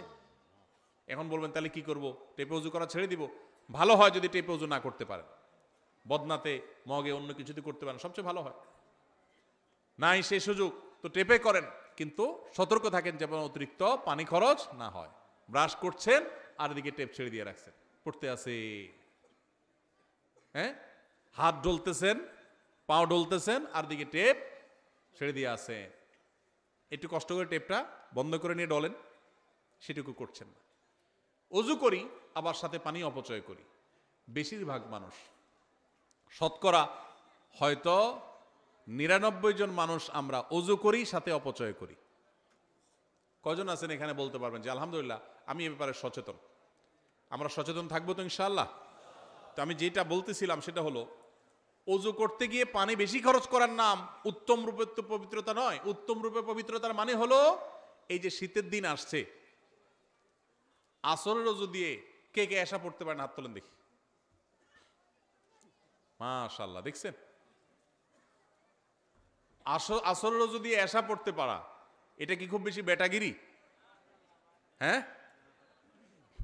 হ্যাঁ, আলহামদুলিল্লাহ কিছু মানুষ সুস্থ, এটা তাদের সুস্থতার আলামত, কিছু মানুষের জন্য এটা পজিটিভ, কিন্তু বেশিরভাগ ক্ষেত্রে এটা 2 নম্বরই।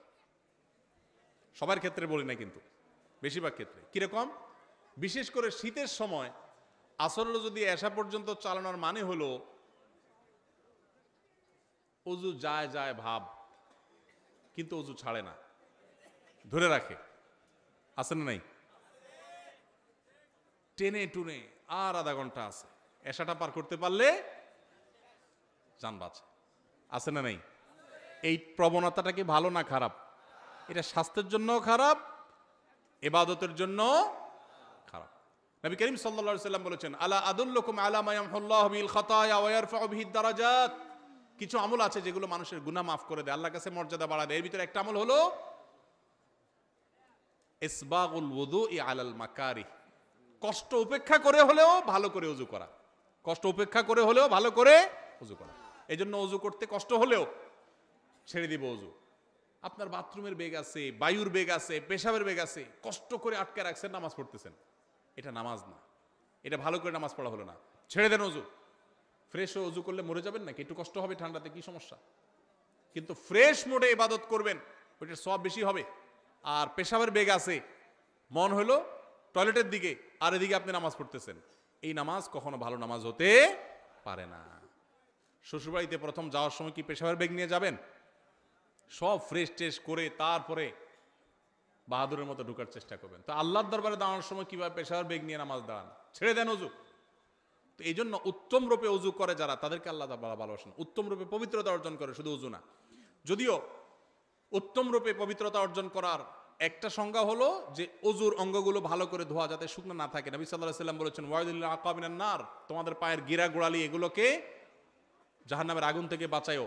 কারণ ওযুর সময়, শীতের সময় বিশেষ করে অনেক সময় দেখা যায় এগুলো শুকনো থাকে, ভালো করে ডলতে হয়। অনেকে দেখবেন যে শীতের সময় ওযুখানাতে কোনো ভিড় থাকে না, দেখবেন, কারণ দ্রুত গতিতে 4G 5G গতিতে ওযু হয়।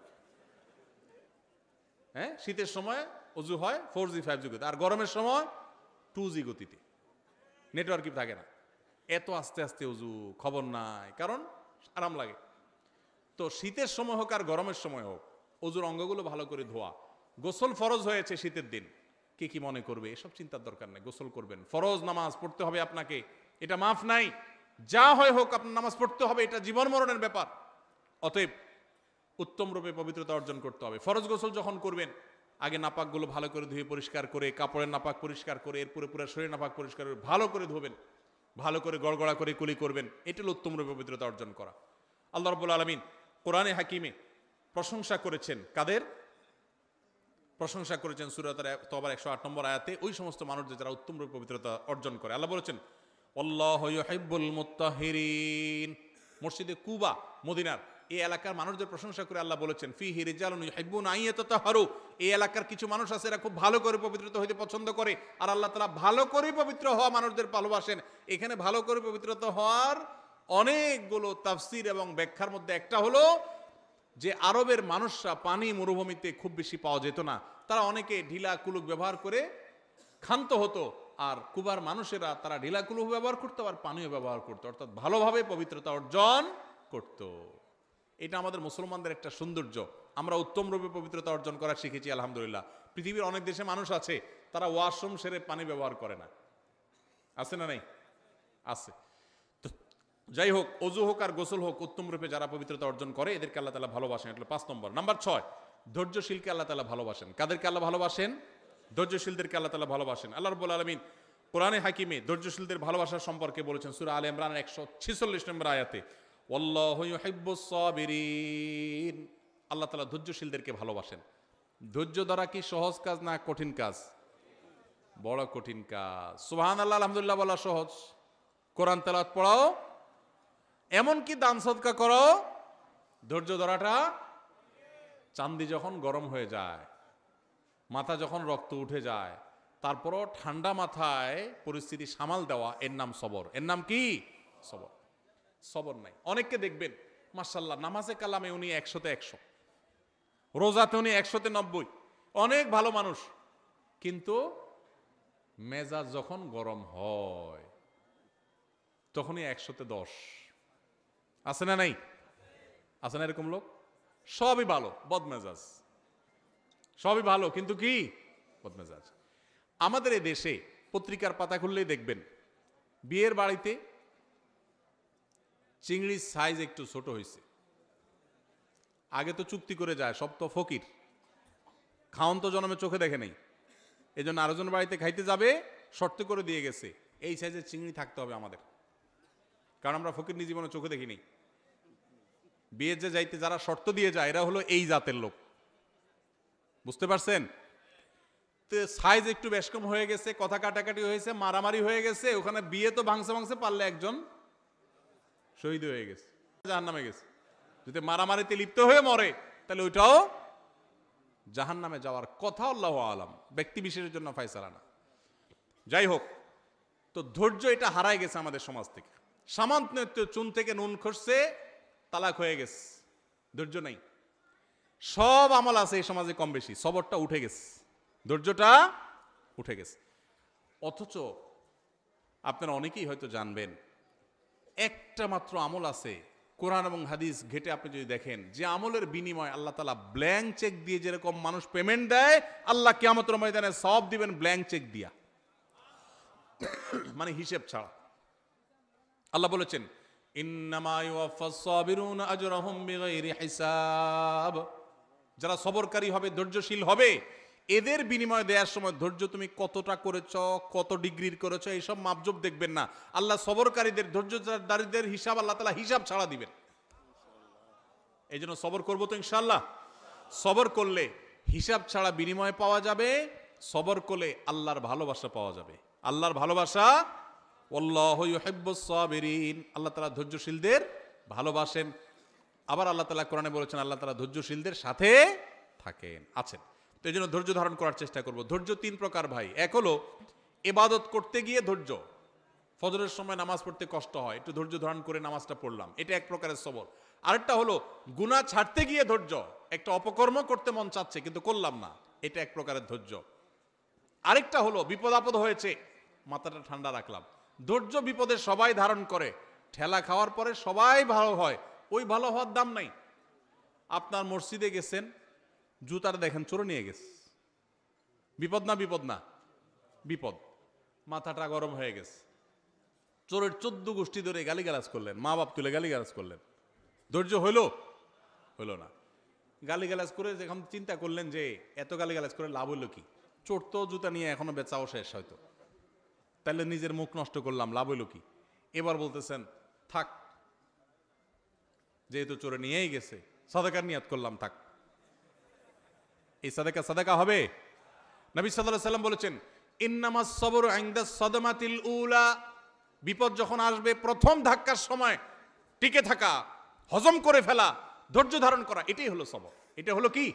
সবর। ওইটাই ধারণ করতে হবে, চেষ্টা করবো তো ইনশাআল্লাহ।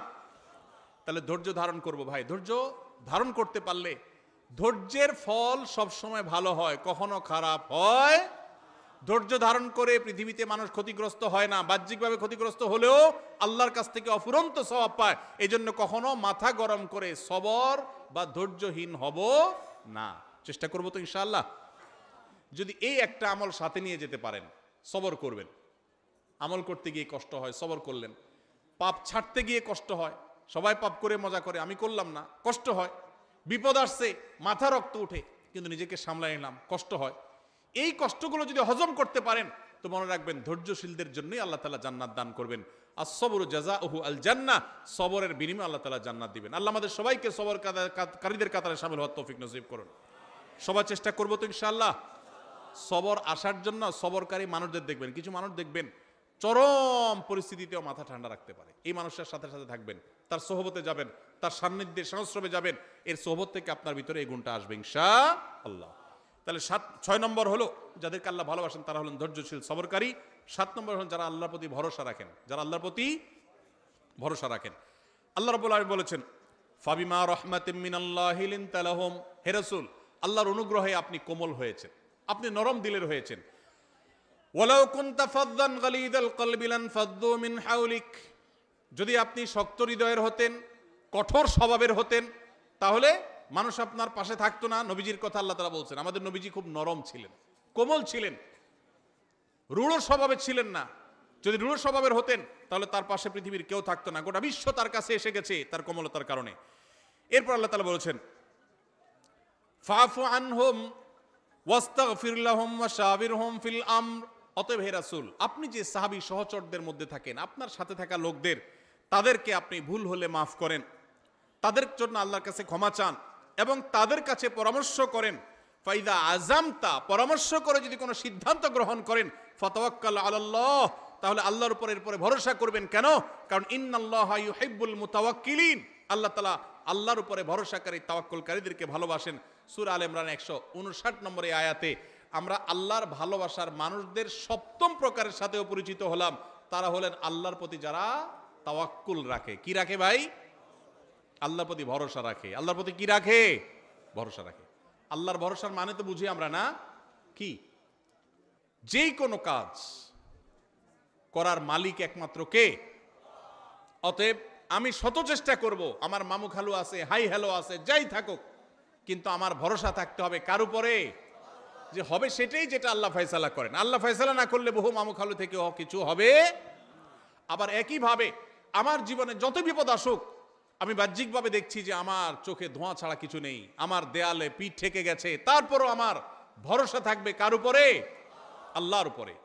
আল্লাহর উপরে ভরসা থাকবে যে আল্লাহ আমাকে দেখবেন। হাসবি আল্লাহ, যে কোনো বিপদে পড়বেন হাসবি আল্লাহ, মানে আল্লাহ আমার জন্য যথেষ্ট। এটা তাওয়াক্কুলের আলামত। উহুদ যুদ্ধের পর মুসলমানদেরকে যখন নানান ভয় দেখিয়ে সন্ত্রস্ত করার চেষ্টা করা হয়েছে, যে বদর যুদ্ধে উহুদ যুদ্ধে যেখানে মুসলমানরা নানাভাবে জর্জরিত, এরপরে আবার কাফেররা আবার সবাই একসাথে আসছে, এই কথা বলে তাদেরকে ভয় দেখানো হলো, তখন মুসলমানরা বলেছিলেন হাসবুনাল্লাহ, আল্লাহ আমাদের জন্য কি যথেষ্ট। একই কথা ইব্রাহিম আলাইহিস সালামও বলেছিলেন, যখন অগ্নিকুণ্ডে তাকে নিক্ষেপ করা হয়, তিনি বলেছিলেন আল্লাহ আমার জন্য যথেষ্ট। এই জন্য কেউ যদি কোনো বিপদে কোনো আপদে আল্লাহর প্রতি ভরসা রেখে বলে আল্লাহ আমার জন্য যথেষ্ট, সত্যি সত্যি আল্লাহ তার জন্য যথেষ্ট হয়ে যায়। এই জন্য ভাই, আমরা সবাই আমাদের জীবনে যে কোনো কিছু, আপনি পরীক্ষা দিলাম, ভালো মন্দ যাই হলো, আল্লাহর উপর ভরসা রাখবো। এটা বিপদ আসছে, আমি ভেঙে পড়বো না, আমি আল্লাহর উপর ভরসা রাখবো। ইমানদার সবসময় কার উপরে ভরসা রাখবে? অসুখ হয়েছে, ওষুধ আমি সেবন করব, কিন্তু ভরসা হবে কার উপরে? আল্লাহর উপরে। বিপদ আপদ হয়েছে, 2-4-5 জনের কাছে গেছি, ভালো কথা, কিন্তু ভরসা হবে কার উপরে? আল্লাহর প্রতি। আল্লাহর প্রতি ভরসা, পদে পদে, পায়ে পায়ে। আজ বস্তুবাদের জোয়ারের, জয় জয়কারের এই পৃথিবীতে মানুষ আল্লাহর উপরে ভরসা ভুলে গেছে ভাই। এখন আল্লাহর উপরে ভরসা নাই, অসুখ হলে ওষুধের কথা আগে মনে পড়ে, আল্লাহর কথা মনে পড়ে না। এটা ঈমান দুর্বল হওয়ার লক্ষণ, আলামত খারাপ। এই জন্য বেশি বেশি করে আল্লাহর কথা স্মরণ করা, বিপদ আপদে আল্লাহকে স্মরণ করার চেষ্টা করা। আল্লাহর প্রিয় বান্দাদের মধ্যে শামিল হতে হলে এই তাওয়াক্কুলকারী হতে হবে। আল্লাহ আমাদের সবাইকে তৌফিক দান করুন। তাহলে 7 নম্বর, সেই সৌভাগ্যবান মানুষ যাদেরকে স্বয়ং আল্লাহ ভালোবাসেন বলে জানিয়েছেন, তারা হলেন, তারা পদে পদে জীবনের ক্ষণে ক্ষণে সব সময় ভরসা রাখে কার উপরে? আল্লাহর উপরে। আল্লাহর উপরে যারা ভরসা রাখে তারা কখনো বেইজ্জত হয় না, তারা কখনো মন খারাপ করে না। ধরুন আমি ওনার উপরে ভরসা রাখলাম, ওনার উপরে ভরসা রাখলাম, আপনার উপরে ভরসা রাখলাম, রেখে আমার ভরসাটা ভেঙে গেল, মনটা খারাপ হবে না? খারাপ হবে না? কিন্তু যদি আমি আল্লাহর উপরে ভরসা রাখি, যে ঠিক আছে ওনার কাছে গেলাম, উনিও আমার আপন, উনিও আমার আপন, সবই ঠিক আছে, কিন্তু ভরসা আমার কার উপরে? ওনাদের উপরে আমার ভরসা নেই। ভরসা কার উপরে? তাহলে এই ভরসা যদি ভঙ্গ হয় তাহলে আমার মন খারাপ হবে। আল্লাহর উপরে ভরসা রাখার পরে যদি আমি দেখি আমি যা চাইলাম তা হইল না, তাহলে সান্ত্বনা আছে, আল্লাহ আমাকে যা চেয়েছি তা না দিয়ে হয়তো ইচ্ছে ভালো কিছু দিবেন। ঠিক না বে ঠিক? এই জন্য সবসময় আমরা কার উপরে ভরসা রাখবো? ইনশাআল্লাহ। বাচ্চাদেরকে আল্লাহর ভরসা শিখাবো, তাওয়াক্কুল শিখাবো। আমাদের থেকে হারিয়ে যাওয়া আমলগুলো, হারিয়ে যাওয়া গুরুত্বপূর্ণ বৈশিষ্ট্যগুলোর একটি হলো এই তাওয়াক্কুল। মুসলমানদের কাছ থেকে আজ হারিয়ে গেছে ভাই। আমাদের বাচ্চা বলি, বড় বলি, আমাদের মধ্যে আল্লাহর প্রতি তাওয়াক্কুল জিনিসটা নাই। বস্তুবাদ আমাদের কাছে এত নগদ নগদ সবকিছুকে পাইয়ে দিচ্ছে যে আল্লাহর কথা আমাদের আর স্মরণ হয় না। ভাইরা আমার, কোভিড-19 এসে আমাদেরকে কিন্তু তাওয়াক্কুল শিখাই দিয়ে গেছে। ঠিক না ভাই ঠিক? তাওয়াক্কুল শিখাইছে না শিখায় নাই? আল্লাহু আকবার। শত সহস্র ব্যবস্থা থাকার পরও ইমানদার আল্লাহর উপর তাওয়াক্কুলটাকে অগ্রাধিকার দিবে। নাম্বার 8, সর্বশেষ প্রকার হলো আল্লাহর রাহে যারা জিহাদ করেন, জীবন বাজি রাখেন, আল্লাহর নির্দেশে যারা জিহাদে থাকেন, সেই মানুষগুলো সম্পর্কে আল্লাহ তাআলা সূরা সফের 4 নম্বর আয়াতে বলেছেন, ইন্নাল্লাহা ইউহিব্বুল্লাযিনা ইউকাতিলুনা ফী সাবিলি, যারা আল্লাহর রাহে জিহাদ করে, তারা আল্লাহর রাহে জিহাদ করে কিভাবে? সফফান, সারিবদ্ধভাবে, কান্নাহুম বুনিয়ানুম মারসুস। ইন্নাল্লাহা ইউহিব্বুল্লাযিনা ইউকাতিলুনা ফী সাবিলিহি সফফান কান্নাহুম বুনিয়ানুম মারসুস, যারা আল্লাহর রাহে সারিবদ্ধভাবে দাঁড়িয়ে এরকম বৃক্ষরাজির মতো যারা জিহাদে লিপ্ত থাকে, আল্লাহ রাব্বুল আলামিন তাদেরকে ভালোবাসেন, তাদেরকে আল্লাহ পছন্দ করেন। তাহলে আল্লাহর ভালোবাসার মানুষ হতে হলে আল্লাহর রাহে জিহাদ যখন করার সুযোগ তৈরি হবে তখন জিহাদও করতে হবে।